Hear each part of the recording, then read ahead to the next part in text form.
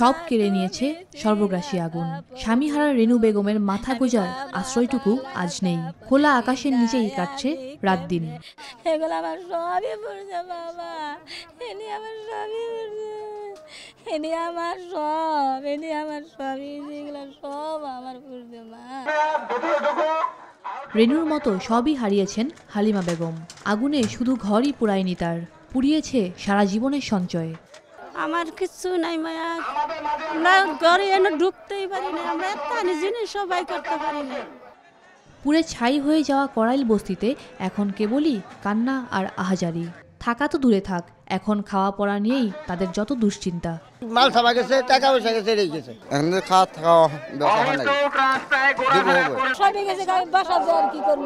নিঃস্ব বস্তিবাসীদের পাশে এখনও দাঁড়ায়নি কেউ, বাড়িয়ে দেয়নি সহযোগিতার হাত। তবে ঘটনাটি নাশকতা কিনা খতিয়ে দেখার কথা জানালেন ঢাকা 11 আসনের সংসদ সদস্য।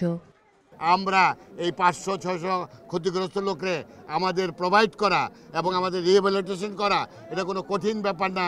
আমরা ইনশাল্লাহ আস্তে আস্তে সময়ের ব্যবধানের মধ্যে ইনশাল্লাহ প্রত্যেককে আমরা রিহ্যাবিলিটেট করে দেব ইনশাল্লাহ। তদন্ত যেন লোক দেখানো না হয়, পাশাপাশি ক্ষতিপূরণ ও পুনর্বাসনের জন্য সরকারের দিকে তাকিয়ে ক্ষতিগ্রস্তরা। 9 মাস আগে এই করাল বস্তিতে অগ্নিকাণ্ডের ঘটনা ঘটে। তদন্ত হয়, তদন্তের প্রতিবেদন জমা হয়।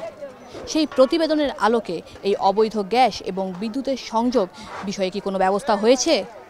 তবে কি এটা এবার তদন্তে উঠে আসবে, নাকি পুরোটাই থেকে যাবে প্রতিবেদনের উল্টো পৃষ্ঠায়? মৌ খন্দকার, নিউজ 24, ঢাকা।